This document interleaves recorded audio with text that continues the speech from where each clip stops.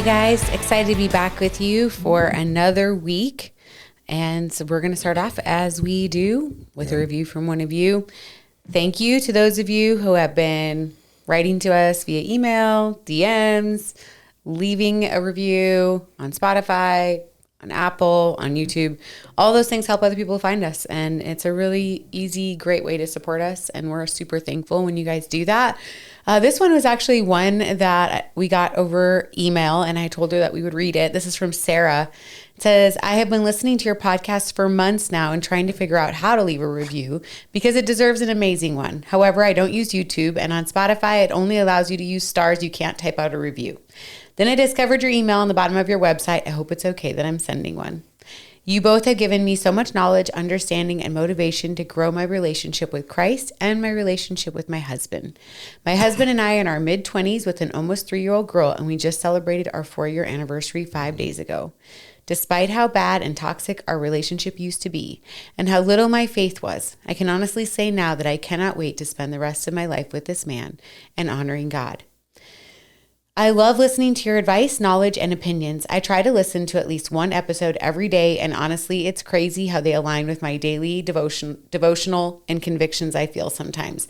A true sign from God to me that I'm doing something right, I suppose. Anyway, thank you so much for what you do, and may God continue blessing and guiding your family. 5,005 stars. Nice. No, I love that so much. First of all, Sarah, you probably know us better than we know ourselves. She's listening to one episode every single day. Yeah.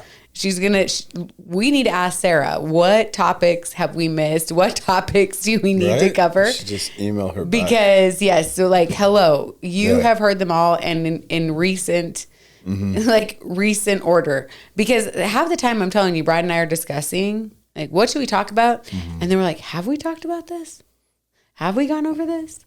And we're trying to remember, but then like sometimes we just don't know. We should just probably keep a running title list. We do have all of our titles that we can just look at. It's just the problem is you can't always, we have a tendency to kind of go a little all over in our podcast. So the title does not always cover it, which if you listen to us once every day, you will know for sure.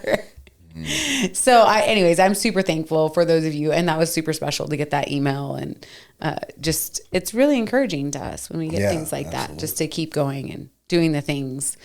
So what are we going to talk about today, babe?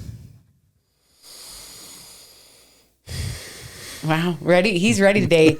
He's got his iPad. He's like, you're not going to sneak attack me, Lisa. I'm on fire today. Do you feel like I sneak attack? You do, but it's not. Here's what you do. Oh, okay. I'm scared. I'm going to call you out right now. So we'll have a busy day, right? Because this isn't our job, right? One day, that'd be cool. But so we'll be having a busy day, and I usually drive everywhere we go. So busy day, and I'm with you, and then we're driving around. And a lot of times when we're driving, I look over, and you're... A lot of times or every once in a while? Every once in a while. I would say when we've had a very busy day. Okay, very busy day, yes. And we're on the way. Like when your passenger princess may have just done 2 middle school services. Yep. And then you fall asleep. Yeah. And so you get to nap. So then like you're halfway home, you're like, let's record when we get home. Like, well, great. I'm going to call you out. You want to know why I do that? You told me. I don't like to nap. Okay, well, would you like me to tell you what you told me? Okay. I mean, I was there when I said it. So. Well, you told me you don't like to rest before we record. Yeah. You're like, I would just rather go and record and then I can rest, but I don't want to rest and then record. Because that used to be what I would do to you. Yeah, like, give me an hour, take a nap. Give me an hour and then we can record. Yeah, so I was getting to that part. Yeah. Because then we got home and we just kind of like inadvertently napped. Yeah, well, you had told me that you wanted to like chill for a little bit. I was like, just give me a minute. Not to nap. It was just like, I just like, give me a minute, right? And then and then our daughter calls, and the next thing I know, like, you're out. Yeah.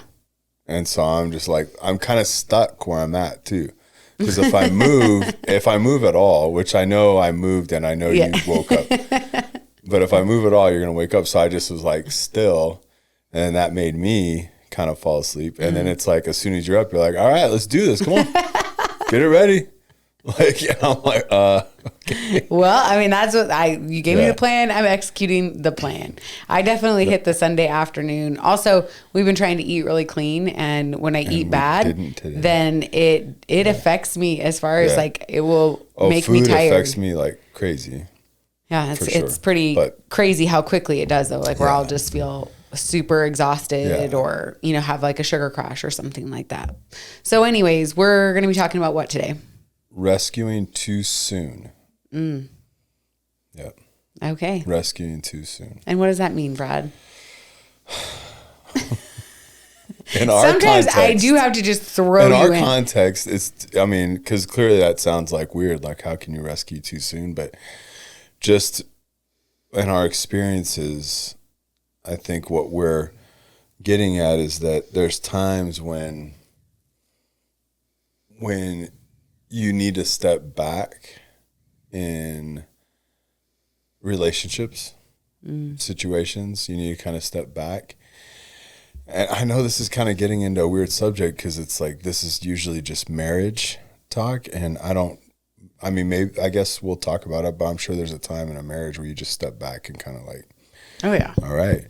But where you're just stepping back and just letting whatever happen.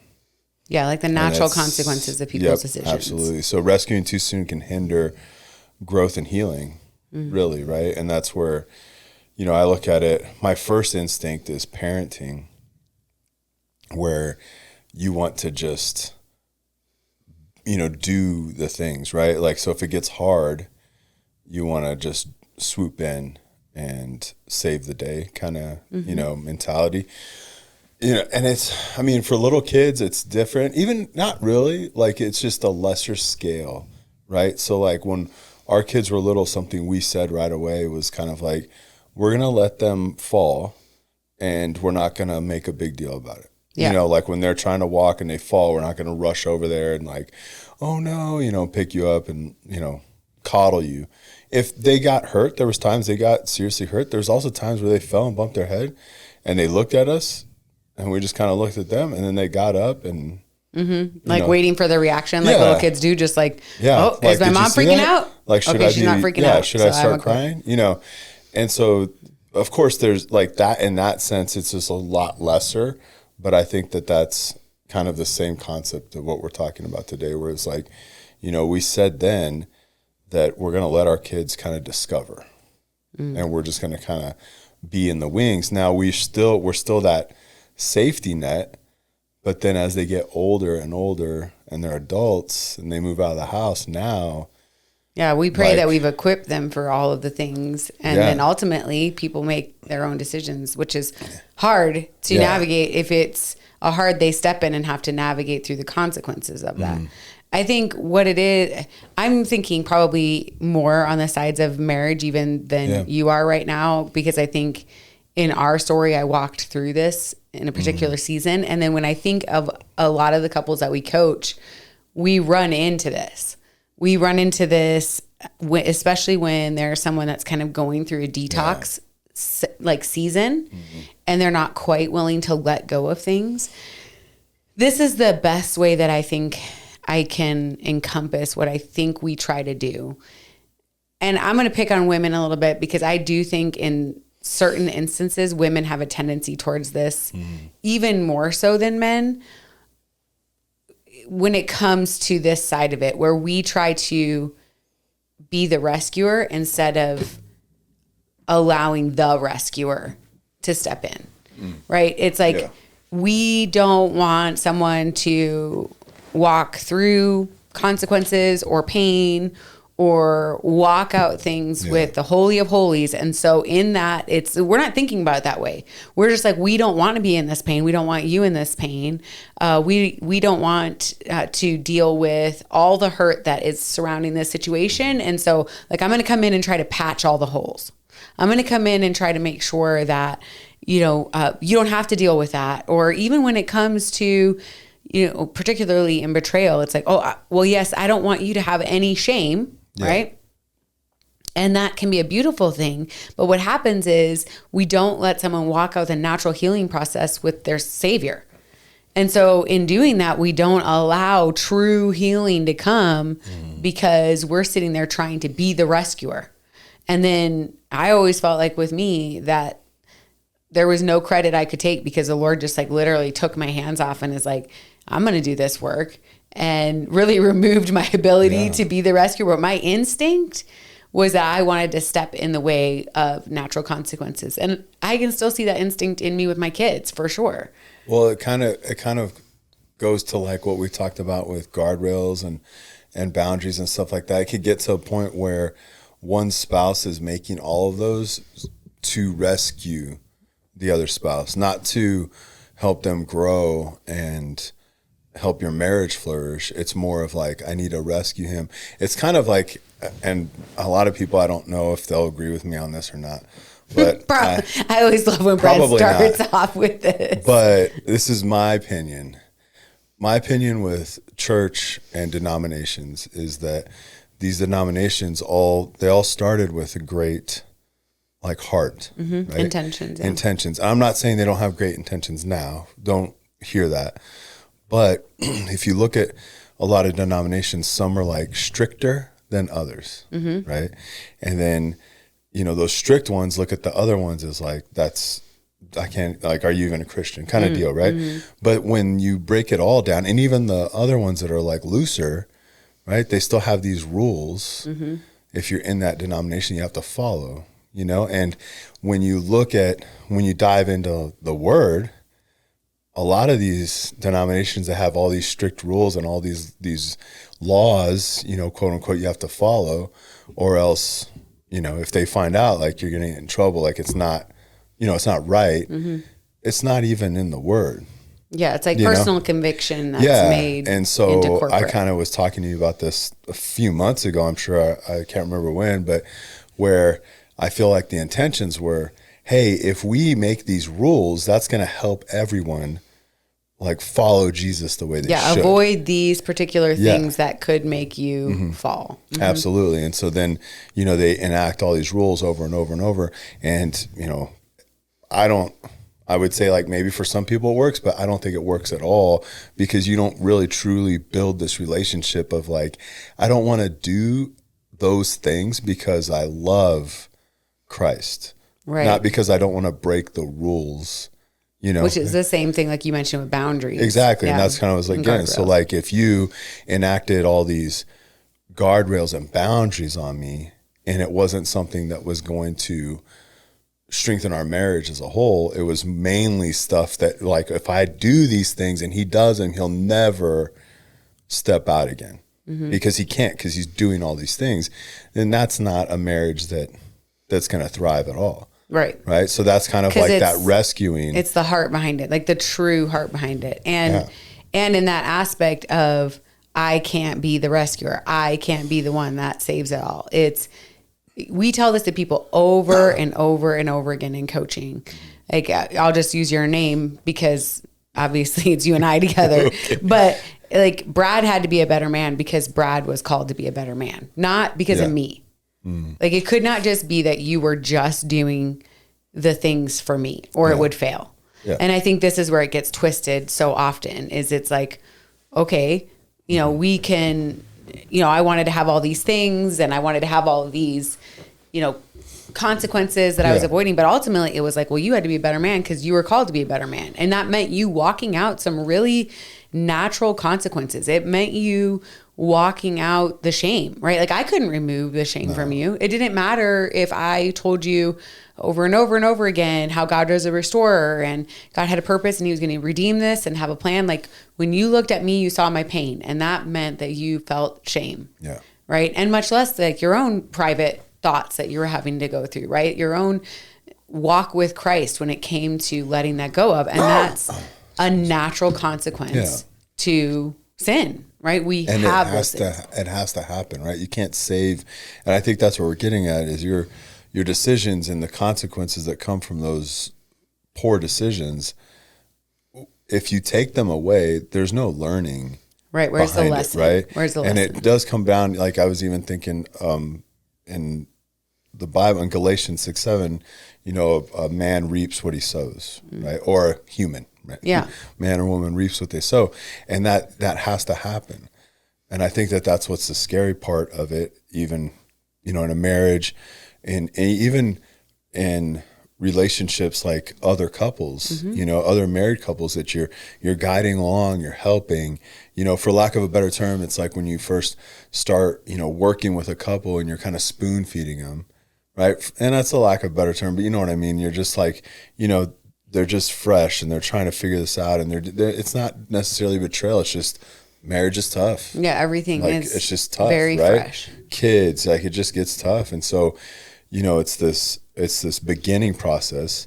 But then as you work and, if poor decisions are made, and like at some point you have to kind of, like, hey man, I want to help you guys, but I can't be here 24/7. So yeah, I can't make you facilitate change. yeah. So you're like, you got to reap what you sow, right? Like you're going to have to, you guys got to figure this out.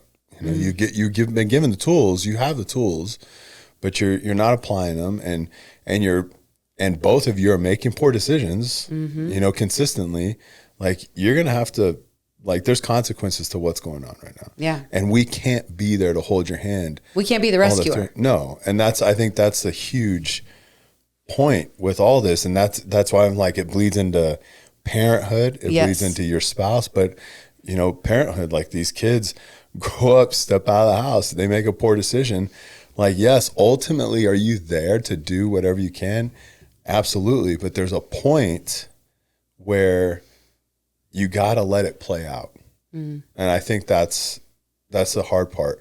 Because you're like, I couldn't imagine how you felt when you're looking at me and God's like, you got to let that play out. Oh yeah. It You was got to awful. let that play out. Like that, like he needs to know. Well, it's a very weird place to be in where someone else's decisions have a consequence on your life, right? And I think that it's one thing when we make our own poor decisions, and I think we can kind of, in a way, understand the natural consequences that are there, because God designed us to be able to learn lessons whenever we do. Like, we're supposed to learn the lesson. If you're not learning a lesson in the aspects of your life that you're not, like, you didn't align with the Lord, and you made absolute horrible mistakes, or mistakes happened in your marriage and you didn't learn something from them, like, that's your bad. Like, because there's lessons to be learned there, or you stepped in the way of natural consequences, right? Or it's someone else, or it's that rescuer that came in and just made it go away. And you prolong it. That's what you do. You prolong it. I think that's what people need to realize. Like, there were times, I think, even with you and I, where I prolonged things. Like, I remember times when God would tell me to be quiet. And there were a couple of times that I was like, no. Nah. Wow, Brad.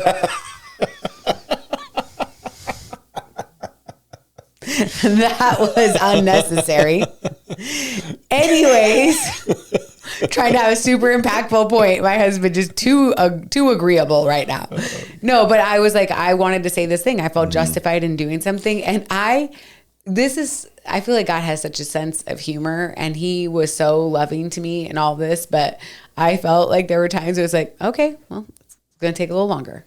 And I'm glad, like, you had your piece, and it's going to take a little longer, right? Because it was like me stepping in the way. Like, I wanted to say something. I wanted to be the one that, was going to open your eyes or whatever. And I felt and I know there were so many people at that time who were just like, if I just say this, if I just do this, I'm going to be the one who's going to wake you up. And in reality, like, God was working things out in you, and not that it didn't have impact, right? But it was really the prayers of so many people that just had an unbelievable impact on you. But what I was going to say about all this is, I think what we need to do, or that someone needs to do listening to this, so many times when I'm coaching women, especially women who have high empathy, is that, everything they're doing is trying to come from a loving perspective, right? And I think a lot of times what we have to do is redefine what we consider to be loving and redefine what we consider to be kindness. Because, is kindness continuing to allow someone to behave a certain way and just continue to put a patch on that, right? Yeah. Is that loving? Is that kind? Or is it something that has to be where you are standing in truth, right? And you have to stand and like allow those natural consequences to take place. And you have to stand up for yourself because this is not okay. That's not okay behavior. And allow someone to realize the wreckage that they're causing. Like they have to experience it. Like you can't stand in the way of it. And I think redefining what that looks like for someone who really does have high empathy is like, I'm being loving by allowing my spouse to walk out those consequences, right? Yeah. I'm being kind by allowing you to work this out with the true rescuer. I'm not the rescuer. And I have to let that play out. I have to let you walk that out. And taking our hands off and letting the Redeemer of it all put his hands on. Yeah, I mean, go to prayer in it, right? Like, yes. Have empathy, right? For sure, have empathy. But yeah, I mean, I'm not wired like that, right? So like I have empathy, but ultimately it's, there's like a limit, right? Where it's like, okay, man. Really? I don't know. Yeah. I'm going to do what you did to me about talking. Yeah, but I'm legitimately saying I think I have a limit to it because there's, I've worked with guys and when I'm working with a guy and it's like the same thing, and you're trying, you just see the same pattern. And at first you have some empathy because you're like, oh man, you know what? I've been there. Mm-hmm. Like I get that. I get what you're going through. And this is, you're coming to me and like, let's figure this out. And then you get to the point where it's like, I don't have empathy for you anymore. Like, Yeah, like I've heard you say some things in coaching where I'm like, me as the peacemaker, I'm like, oh, okay. And I'm like, yes. Don't say anything. And I've learned because it's needed. Like, well, and that's exactly what I was going to say. It's needed. And it's not, I guess here's what I have to say for people with empathy like that, right? Is that you have the empathy for that person because you love them, right? You inherently, and you have empathy for everybody because you inherently are like, you love them on a level, right? You love everybody on some level. But your spouse, right? You're with, if I didn't say anything, I didn't really care. Right. So that's kind of where I come from. Right. So it's like, nope, I've had enough. I'm going to tell you this.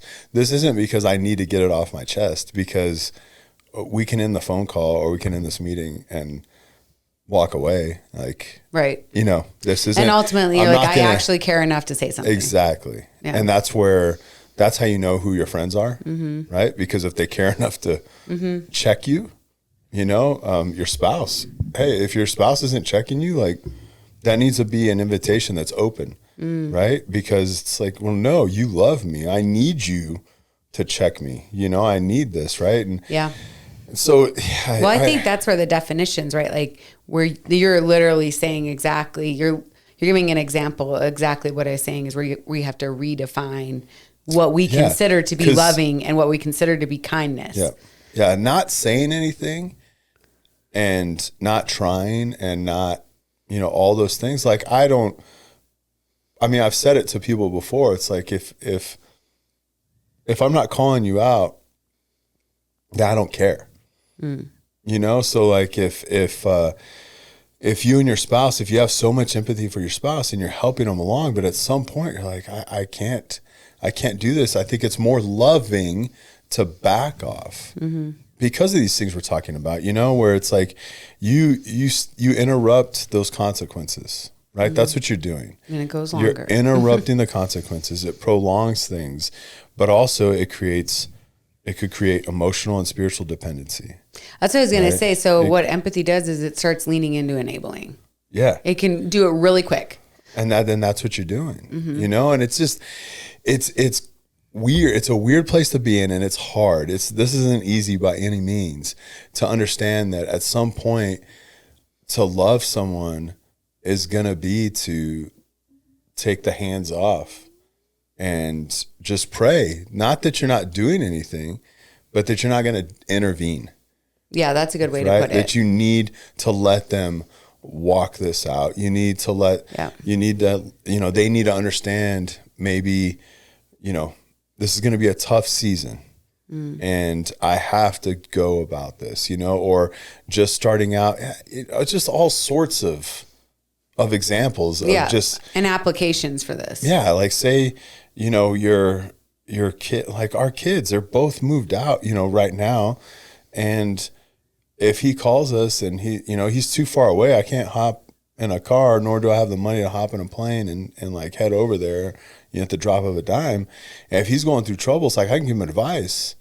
But man, that's, you're gonna have to figure this out, like, those kind of things. Yeah. And really it's looking back over at our own life too, and realizing the struggles that we've gone through, not just, our big explosion in our marriage, but just in general, the struggles we went through, right? The, digging around for dollars and coins in our vehicle to try to go on starting out. Yeah, to go on a date. Yeah. It was like there was something that brought a unity in our lives in those moments. Absolutely. I was just thinking of that. And I know that there were times that like my parents would come visit and they'd go buy groceries for us. Like were we appreciative of those times. Absolutely.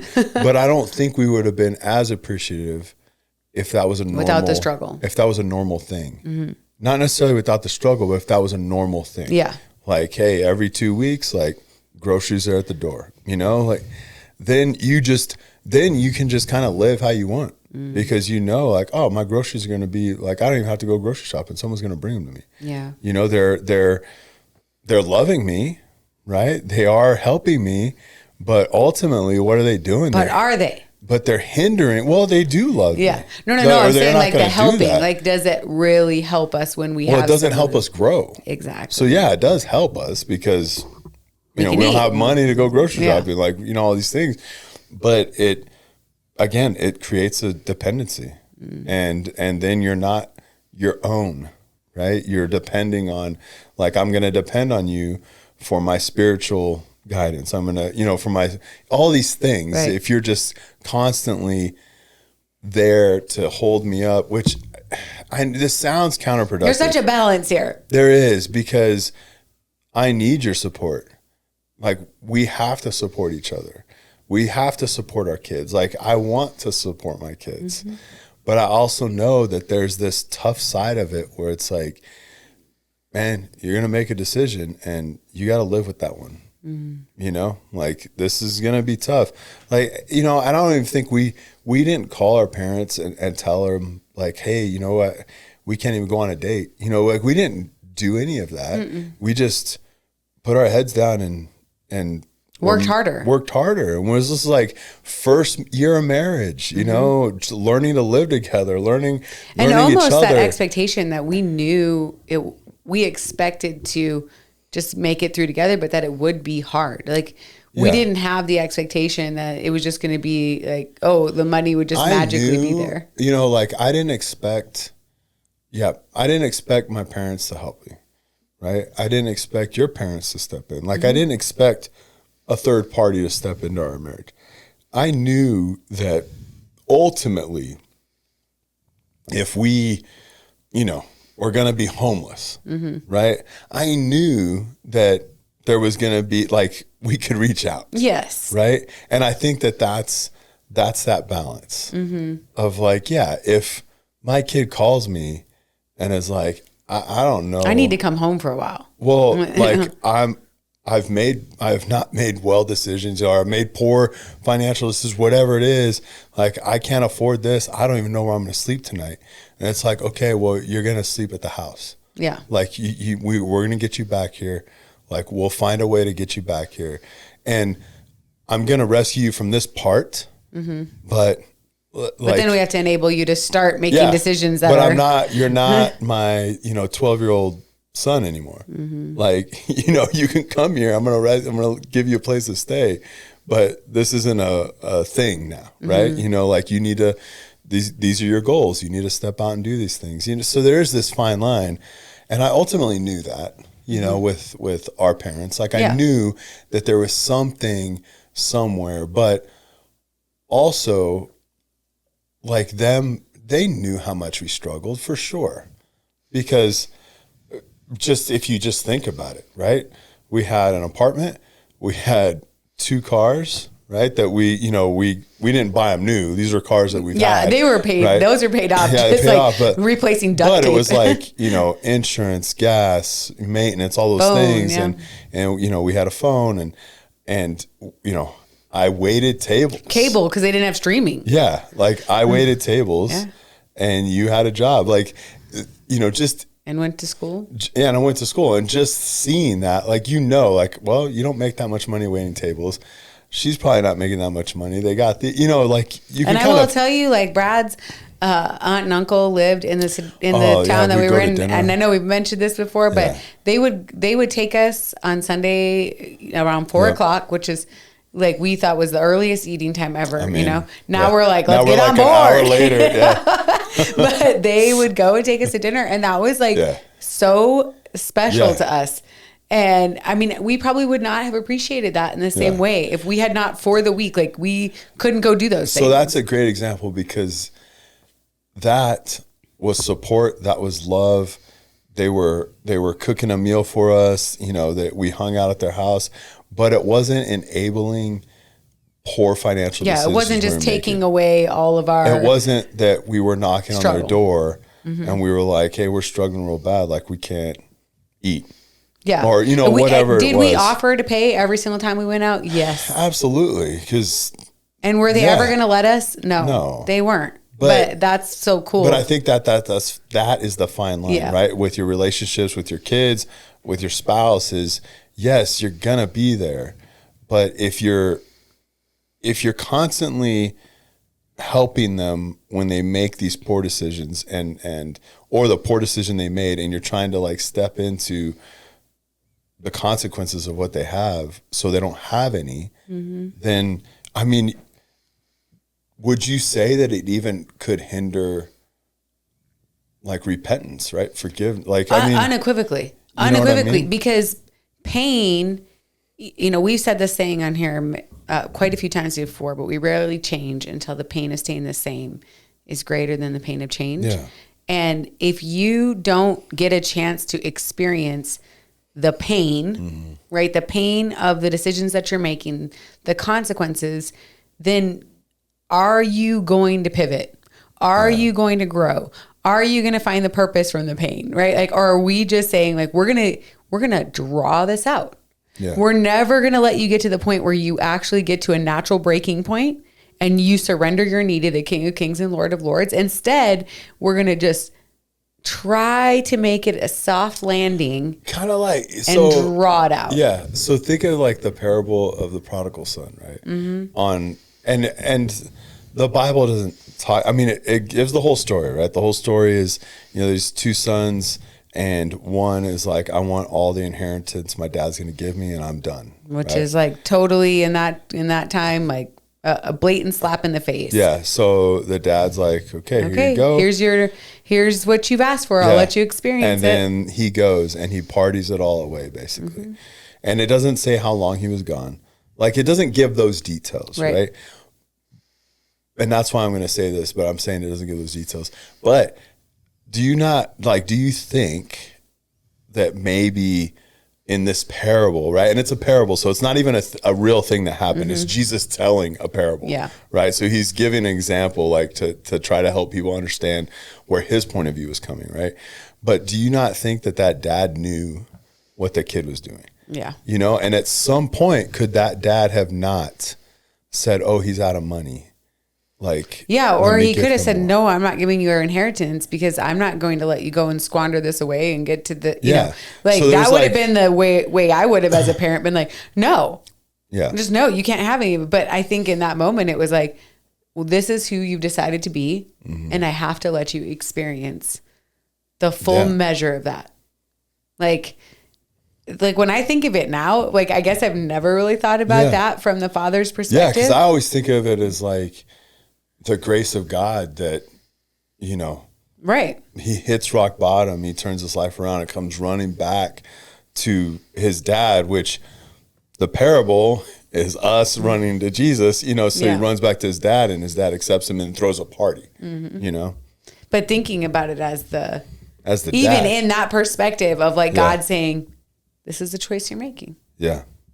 I'm going to let you follow this flesh that you have decided to follow, right? I'm going to let you experience the consequences in the hopes, right? Because it says that the Lord disciplines those he loves, right? But his hope is that you'll return, that you will come and you will say, I have literally eaten slop with the pigs and I do not want that life.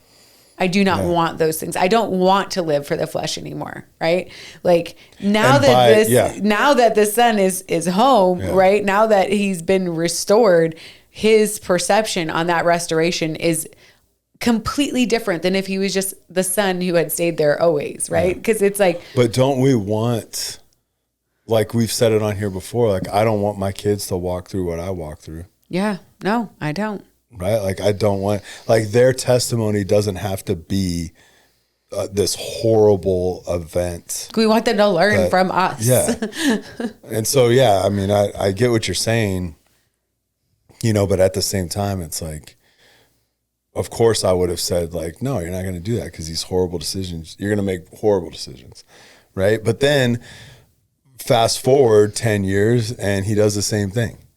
Right. And so it's kind of like that whole side of it where realizing, I think this is the realization of, you need to realize that God's going to use the pain that they've gone through, right? For his glory ultimately, but like we need to let God, and I know that sounds kind of like God does whatever he wants, so we're not saying that. Yeah, I know that sounds kind of arrogant, but we need to let God just do his work without interference. Yeah. Right. And then I would also say, is it not arrogant to keep stepping in? If, you know, because like you're somehow thinking, we have some level of power. You're thinking like, oh, I could do this. Now, if God tells you to step in, like, of course, but that's because you've been in prayer. And that's because there's something that he's giving you to be like, hey, you know, go ahead. Not because you're following your own fleshly, like, no, I want to say this thing right now. Yeah. So like, you know, I'm like, my detox took a while and all the things we went through took a while. And I think that, you know, I can remember there was times where you were more, for lack of a better term, okay. I always worry when you have these well, seasons. I just like look at you. I'm like, all right, here we go. So you were more controlling. Of course, yeah. Right? Then I'm not even gonna say then you should have been, because then I understand it. I understand why you're controlling, but you were more controlling than what God wanted you to be. Right? You needed to be there to support me, and you needed to be there to do things, you know, like, I was longing for safety so much that you're going to say things, you're going to step in, you're not just sitting back and, you know, letting, you know, whatever happen. Yeah. Don't confuse this conversation with that. Yeah. But you were trying to control everything. And what that ended up doing with me was I was basically like placating to what you wanted me to do. Instead of changing, I was just like, okay, yep, I'll do that. And I was like, but it wasn't like a heart transformation. No, there was nothing behind it. It was just like, I guess this is just I'll check this box. Yeah. And you can't, if you do that too much, like, okay, you get away with it once or twice. And it's not something that if you keep making them check the box, like it's finally going to click. I don't think that's. Yeah. I think that is the heart behind it, right? Yeah. Is that we think eventually you've done this enough that it's going to be. No, like I struggled with my, you know, my addictions for a long time. And it wasn't until, even when I was prioritizing my relationship with God, like he was the priority of my life, I still struggled with my addictions. Like there was still, like that was the battle I had all the time. Now I don't have that. You know, it just kind of goes away. But I wasn't, like, if I would have just checked boxes, we wouldn't be talking to you guys right now. But like, if I just checked boxes, like I would have never have grown in my relationship with Christ.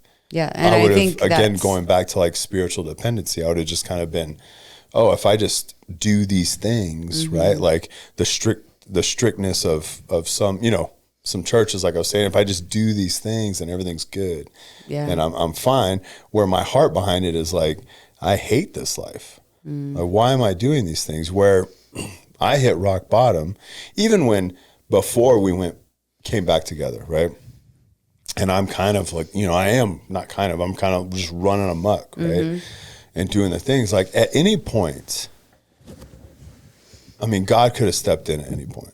Yeah, of course. Right. He could have. And I feel that there was times when I look back, there were times of escape, where there was these avenues that I can look back now and see it. Right. And see where it was like, man, that could have been the spot. Yep. If I would have just done that, you can kind of piece it all together. But when you're in the middle of it and you're just feeding your flesh, like this is all you want to do.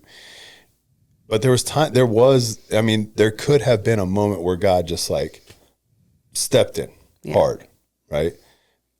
But I don't know how I would have reacted, but the timing of when he stepped in, knowing that I was wrestling, not just what I was doing, but, deep, right? Like I was shoving it deep down and like in the back of my head, just shoving out, but I was wrestling this, I knew I was doing wrong, but I felt I was too far from God. And it was kind of like a point of no return. I'm wrestling with that over and over again in those moments of like extreme quiet, when you really get in your own head. And that's what I was wrestling with. And then I didn't want extreme quiet because I didn't want to think about those things because I thought it was all lost, and so then during that, that's the moment when God steps in, right? He stepped into my life and it was just right at the right timing of, I'm bringing all these things back up to you and I'm standing in front of you and here's your choice, right? You can take that road, you can take the road, here's your choice, right? And it was this step, I hit rock bottom. And then he allowed, I didn't hit rock bottom financially, even though I was struggling because, I was just kind of on my own, but I didn't hit rock bottom in that sense. I hit rock bottom in a spiritual way, really. Like I wasn't strung out on drugs. I wasn't homeless. I wasn't on the street corner. Like I didn't hit this, physical rock bottom, but spiritually, like I feel that was like my rock bottom. And that was the moment. That was, to me, and I know this sounds weird, but to me, that was a moment of point of no return, right? And I know that sounds weird because God's a God of second chances. Like I fully believe I'm a living, breathing example of that. Everybody is, but I know that unequivocally. But I felt at that moment, the spiritual rock bottom of this is it. Like if I would have shoved that off to the side and said, nope, I'm living for myself. Like this is all I don't know what would have happened next, but I don't know. I don't want to think about it. I can't imagine but that was for sure my spiritual rock bottom. And I could only go up from there, which was a long climb. But even with that, like, yes, you helped me. Yeah. And we moved here and I had a pastor help me. Like I had a circle that helped me climb up, but ultimately they helped me climb. They didn't pick me up and take me out. Yeah. Right. They didn't. So they were giving me like, hey, grab that handhold and lift yourself up. Okay. Now there's another one. Now step right there and lift yourself up. Like those. And then in that, you had to make the decision of whether to take this little thing here and do this. Yeah, well, no, because that's the other piece of it, If they would have just swooped down and picked me out of the hole and put me down, then I would have never grown. And learned all the lessons that were there in that process of who God was to you. Yeah. Like, when I really do think about, because ultimately when you came home, like I wanted the full miracle right then. I mean, that was my true, I knew that I was in the middle of a miracle, but I wanted it all in that moment. And so watching you have to walk out and myself watching out the natural consequences that came with the decisions that were made, right? Because there's still consequences that happen in reconciliation, because not all consequences are bad consequences, right? But it's like we were walking out like what it looks like to rebuild trust and all of those aspects of reconnection. And he's used like all that pain for what we get to do now. Right. Like he's used it, even if he used it to help the one marriage or the one person, like that he used it. And I think that redemption. That's the key to all of this is God's going to use this pain. Like God can do this, but if you keep getting in the way because you want to pick them out of the pit and put them in the grassy. Yeah. What lessons are you forfeiting? What are you prolonging in your idea of delaying and or overriding the natural like I like that happen. concept of even like, the pain. So, when Peter denied Jesus, 3 times, and on that 3rd time, he just, right. I mean, who knows? Can you imagine what he felt? Yeah. Yeah. Right? Especially like Jesus is on the cross and looks at you. No. Yeah. I don't think he was on No, because the rooster crows 3 times. Jesus wasn't on the cross yet. Oh, he wasn't on the cross yet. Okay. No, he wasn't on the cross. You're right. But I'm just like, still, he's about to. He's already been. But he looked like Jesus looked over at Peter. Yeah. Like it says that when he denied him the 3rd time, he looked over at Peter. And like that, like what, Yeah. That's like conviction all the way. Seriously. But that pain, it led to what Peter did with the rest of his life. Right? This ultimate purpose of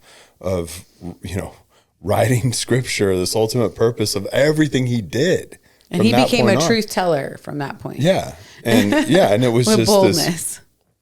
This ultimate pain. Like, I mean, I don't even know how to describe what he had felt at that point, but turning that around for purpose, like if you didn't allow me to walk through what I walked through, I could have never turned around what I learned to transfer knowledge to other people. Yeah. Right. I couldn't have, I don't think I'd have been sharing my testimony on stage. Like, I don't think I would have been on, being interviewed about my experiences and, asked for advice. Like, I don't think I'd be doing any of that because what could I turn around? Like, oh, my wife rescued me from everything I did, because she just told me like, don't do these things and marriage is going to be great and go to church every day. Like, it's just kind of, it comes back to spoon feeding. There's only so much you could do for that person. Like, if you would have done that at some point, I would have made another terrible decision and it would have been the cycle of constant. And that's what you see. There's people out there that are listening right now and they're saying like, yep, that's my life. That's my life right now. That's my life. But I love them so much. Like, I can't let them. It's like, well, you can let them. Do you love them? It's kind of, this is a little extreme, but I heard, Dr. Frank Turk, I'm probably saying his last name wrong, but I don't follow him on anything, but I'll see his videos like on YouTube, and he debates, or he has open forums about theology, and it's not necessarily like debating because there's not always people in the audience. They're not there to like get mad at him and yell at him, because there's some atheists that'll show up and and they just ask questions, right? And he talks about it. But something he says, like someone showed up and is like, well, if God loves us so much, why is there hell?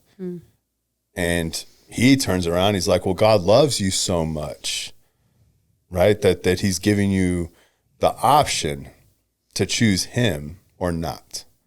Like, that's how much he loves you. He doesn't want to control you.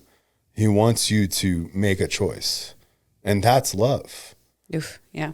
Right? And so God loves you so much that he's giving you the choice to pick him or not. Yeah. And so that's hell. Like, without God, right? Yeah, it's like that's love without removing consequences, right? Which is like, okay, you have the ability to go this road or go this road. You can, but there's consequences, and I love you enough to let you experience them. Yeah, and I think that what you learned and what I'm learning, right, with kids, with these adult kids like leaving our house and doing their thing, is that I have to trust God more than my desire to help and control them.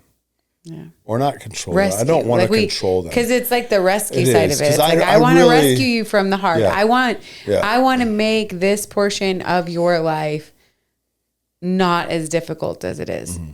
I want to step in the place. Like, I want to be the rescuer. And it's not like it's not even coming from a pride place. It's not even coming from, it is like, a love. It's a love. Yeah. And you don't want to see someone hurt. And so I get it, right? I get it on the level of parent to child. I'm sure it's the same way with spouse to spouse. Like, I understand that I love them so much. I want to rescue them right now. Mm-hmm. But if we just consistently rescue someone, there's going to be times where you do, right? There was times there was groceries, mm-hmm. at our house. I remember when I was little and we were struggling, and we lived in Southern California and we were struggling. I remember that we came home one time, and I'm sure it happened more than once, but this is what I remember. But we came home one time and there was groceries on our doorstep. And me, I don't know how old I was, like 8, 9, some 10 around there. I didn't realize, when you're that age, I think my parents, like, they really did, shield me from, you don't realize that you're struggling. I don't know if they were shielding me, but I didn't feel like we were struggling, mm-hmm. right? But there was groceries on the doorstep. And I remember my mom just like breaking down and crying, and so thankful. We don't know to this day who dropped groceries on our doorstep, but just so thankful that someone did that. Now, I don't know, but, because again, I'm a little kid, like I'm playing with toys, I'm playing outside, like, I'm not grasping adulthood, right? Like, I don't know what was in the pantry. I don't know what was in the fridge. You didn't worry that there wasn't going to be a meal. No, I didn't, and I don't know what my parents sacrificed for me not to worry, but so that's a time when God used someone to rescue, right? And so there's that aspect of it, like, yes, God will use you to rescue, and you should be able to swoop down. But then there's also the aspect of like taking that quick step back and going, is this God or is it me? Because I have the ability, I could do this. But if I really look at this in a long-term effect, is this something I should do right now? Yeah. Where ultimately, if I have to, if God, again, I'm going to go to prayer about it, but ultimately, if I have to do this, I can step in at the last minute, but am I taking something away that God's going to do? Yeah. That's the stuff that you have to ask, and really, like, and I think is this helping or is this hindering? It's right? such a big, and we're wrestling with that, like that's hard. That's a hard concept to wrestle with. And we're doing this to talk it out and learn at the same time. But also I want to tell you guys, like, you should be asking yourself that question. Am I enabling because I'm doing this? Am I making someone dependent solely on me because I'm doing this? Like, I got to a point where I was dependent, and you got there before me, where I was dependent on God rather than my marriage, God rather than my own strength, God rather than your support. Like, that's what I was dependent on. But for me to get there, if you would have kept stepping in, how long or if ever would I have gotten there? Yeah. That's the stuff that I think hits me over and over when I think about it. Because it's not,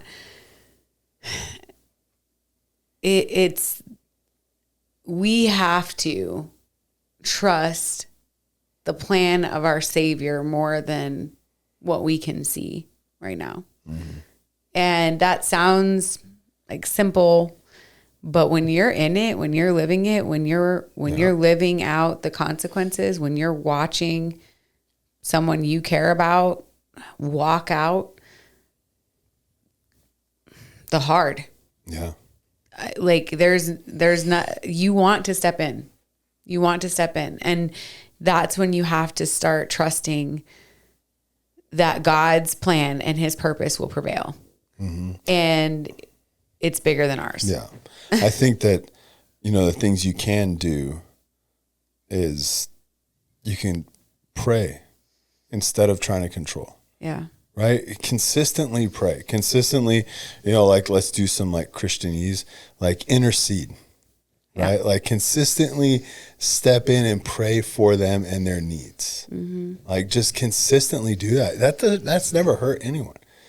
No, it's literally continually handing it over to the Heavenly Father, and I have a little prayer journal that I have that's like a 5-year prayer journal, and it's just a little paragraph, and it's been really cool for me to see. I'm finally in the 2nd year, and I'm seeing like these little prayers that I wrote like just last year, and I'm like, wow, look at what God's done in this year. Yeah. And it's just a little paragraph, right? But it's like, that's the thing, is like those prayers, like, man, it's powerful to see how God answers prayer. Yeah. So you intercede consistently. Yeah. You should be, if this is on your heart, just keep praying about it, praying for what they need, not for what you want. Yeah, that's good. Praying for what they need over and over and over again. Another one would be to speak truth without forcing the outcome. So this is kind of like that advice side of it, right? So someone's asking you for advice or even checking that person. So like, I'm going to speak truth in your life. I'm not trying to force the outcome that I want, that I think is the right outcome. I can show you the handhold, but I can't put your hand there. Yeah, it's the same. It's very, the example I gave earlier. Yeah. Right? They weren't literally telling me, oh, grab that and pull yourself up. They were speaking truth into my life. And it was me that had to grab it and accept it and learn from it. And okay, I'm going to pull myself up. Now, here I am again. Now God's working on me. I'm going to pull myself up some more. I'm pulling myself up some more. And then it's this stall. And it's like, here's some more truth. So I'm not making you get out of this hole. Yeah. I'm not going to force this. But here's truth. And just know if you do what you will. Yeah, do what you will with it. I think... what the bottom looks like. Yeah. For a while there with our daughter, when she, I don't know, a year ago maybe or so, like we were just going to God a lot, like, because we didn't know what was going to go on, right? This is maybe over a year ago. Yeah, probably a couple years. Yeah, a couple years ago.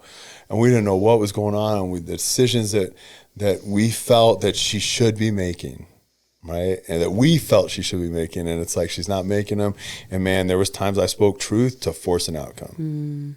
And I did. And it did not end well. Yeah. And it blew up, and I know like it fractured our relationships for sure, right? And we've mended them, but there's still, you can't ever take that back, right? You can say you're sorry, you can mend it, but right, there was these truths that I was for sure trying to force an outcome. Absolutely. And then there was that moment, we talked about it, who knows what episode, a long time ago, where, I was praying in church during worship, and it was just this not audible, but loud, like I knew, and God's like, don't you trust me with her? This whole, like, let go, this is, keep praying, but let go. And I remember we talked about it, and you had the same. Well, yeah, I had it. Then I called you, and you were like, the same thing happened to me. Yeah. So then, because I didn't say anything to you. Then from that point on, we were like, you know what? I'm not going to give advice unless she asks for it. Right? And I remember, and it was hard because she'd call and talk to us, and you're like, oh my gosh, like I know the answer. I know the answer. Don't you just feel like it's such a picture of the Lord? Just like, I got the answer. Like, hello. I know the answer. I've literally written this down for you. I know the answer. Last time I tried to tell you, didn't take it. So I know the answer, but God said, shut up. So I'm just here.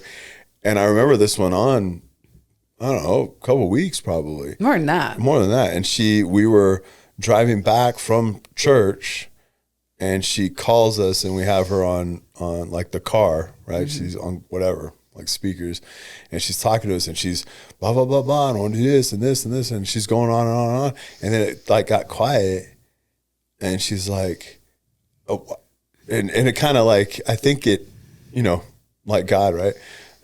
She's like, why aren't you guys saying anything? Like, I'm asking for advice. Yeah. What do you guys think? Yeah. What do you guys think? And so then it was like, oh, okay. Doors open. All right. Well, here's what we think. And it was, and even that we approached cautiously. And we did, because I didn't want to speak truth to force an outcome. Like, yes, you want my advice, I will 100% give it to you, but I'm not trying to force you to take it. Like, and I think that was a huge learning point in Somebody my life. needs to hear that today, because like and even us, but it's like that element of knowing, like we can be called to speak truth, but what someone does with it, that's on them. It's not and you can't do it with the purpose of forcing the outcome. Yeah, it's not your responsibility. Some good friends of ours, all this kind of reminds me of just I have so many examples, really, of this, of not coming to the rescue. And some friends of ours, he's been working with another guy, and, he's tried everything, right? For lack of better terms, right? Tried to give him all the advice, helped him out for everything, and trying to get him into church. And he used to go to church, there's this whole back and forth. And he called me and he was talking to me about it. And I was like, man, I think you just have to be done doing that. Like, it's not your responsibility. Like, your responsibility is what you've done already, right? Your responsibility is to continue to live like God tells you to live, right? Because you're going to be around him. Like, you keep living how God tells you to live, and you live for God. And that's your ultimate responsibility. But ultimately, you're not responsible for what they choose. Yeah. You can give them all the tools in the world. You can give them all the great advice. You can give them the best advice they'll ever hear. They don't take it. It's not your problem. And that is hard. It's really hard in a spouse relationship. Hard in a spouse relationship, hard in a parent relationship, hard in a close friends relationship. Like, it's hard. Anytime it's hard. Like, I'm not, and it's not this cold shoulder of giving up on someone. It's ultimately understanding that I'm not responsible. And I love you enough. Yeah. I love you enough to let you go to the rescuer. Yeah. I mean, I think that's how it has to be looked at. Like, I can't be your rescuer. I'm not designed for it. It's not who I'm supposed to be. That's not the role I'm supposed to play in your life. There is a rescuer. It is Jesus. Go to him. With saying that, and I'm saying it's not this cold shoulder, because it's not. You can interact with that person. You can have a relationship with that person. Like, you can, there's aspects, right? So, like, this aspect was like, I love this guy. He needs to be in church.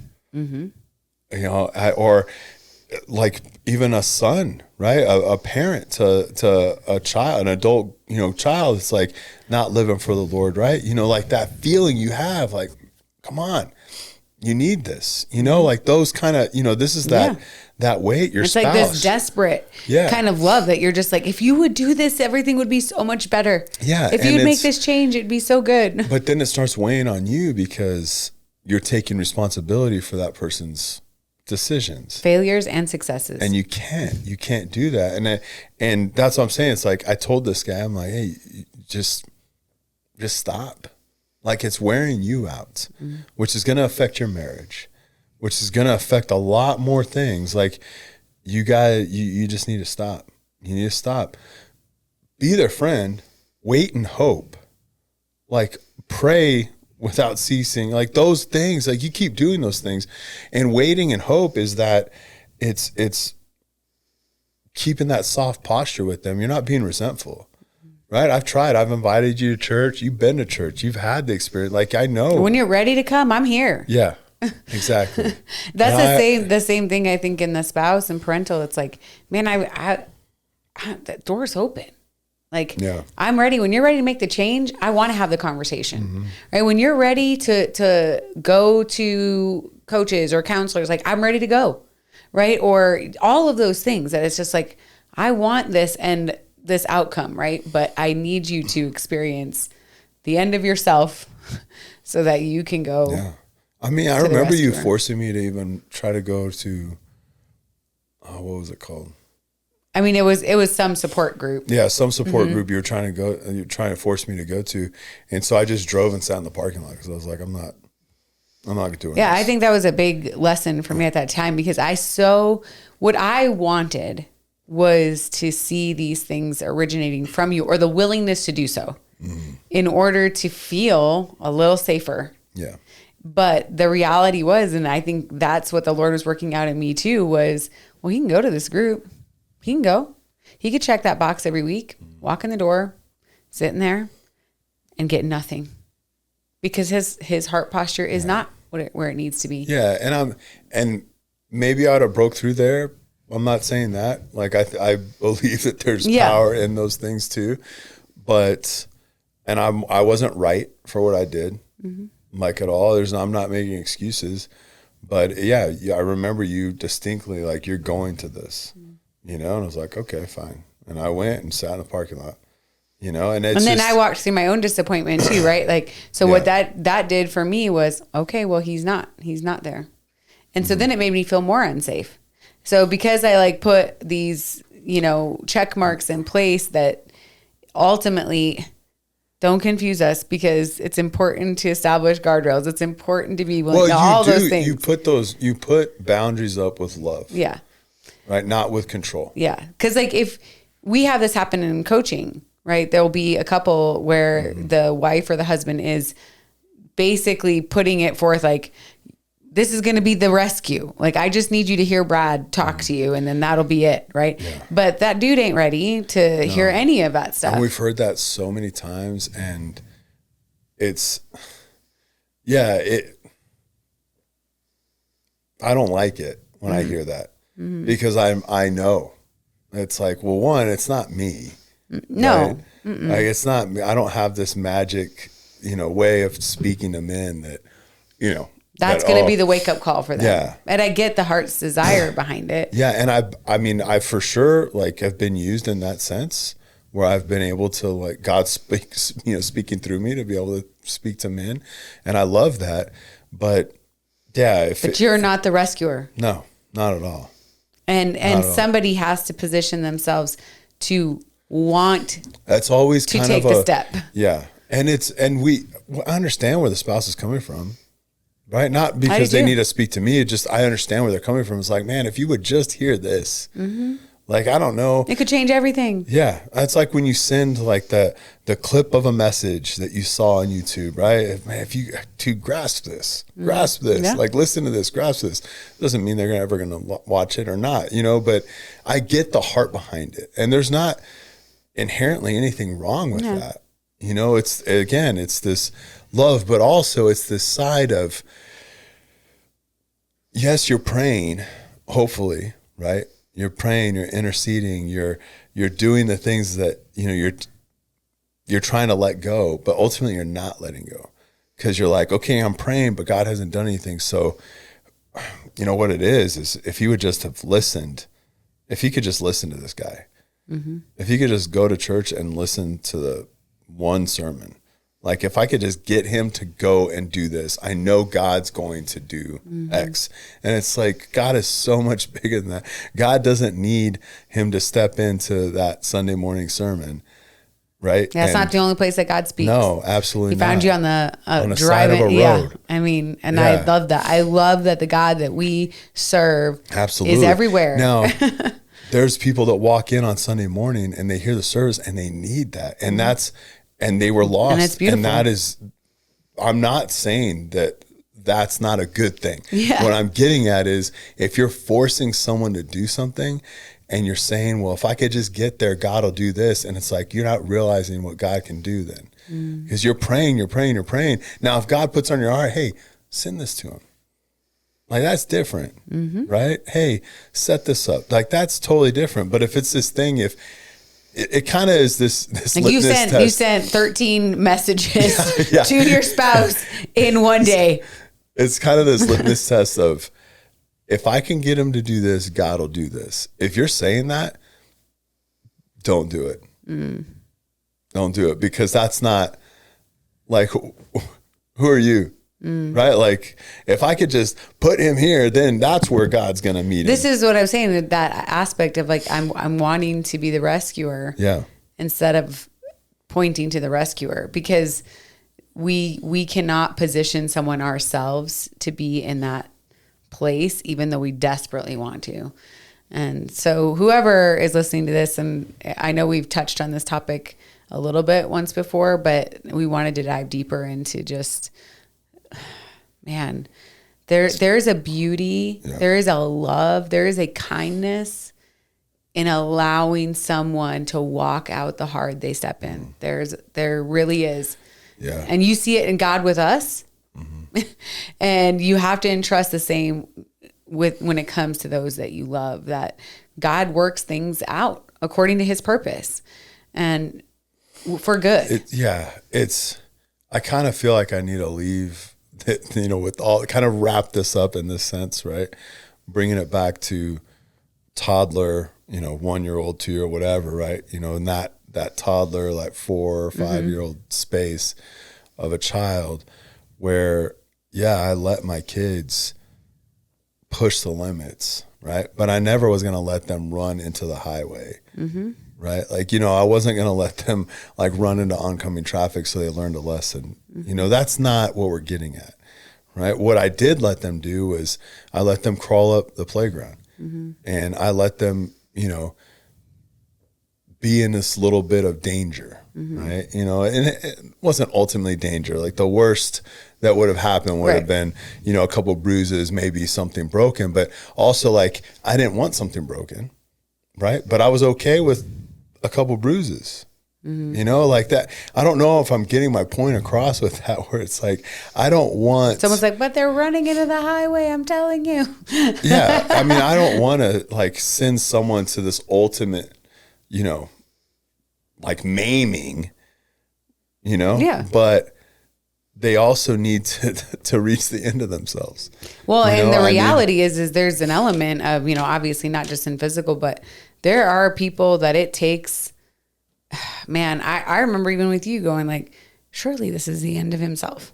Yeah. Like, surely this is finally the low point, and they're being like more and more. And there is an element of I'll use your analogy. Like there was times I was like, you're going directly into the highway, right? You're running out in the highway, and still recognizing that I did not.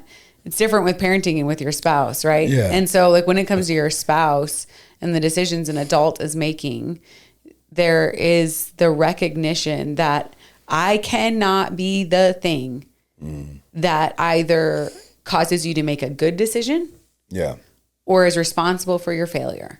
Yeah. And when you place yourself in that position, that is dangerous for the relationship, for your spouse. That's not loving.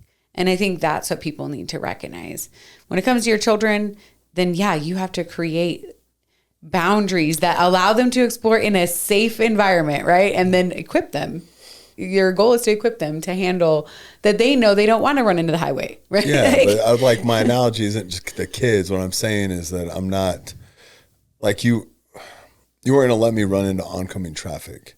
Like I feel like God would have been like, hey, like maybe it's trying, or he steps in kind of deal. You know what I'm getting at? But I think that's where it is like you have to allow God to step in those places, because I couldn't. There was not there wasn't any level of me that was going to stop you from making decisions that you were making in those moments. And so, we have to trust the rescuer. Like that's the beauty of it.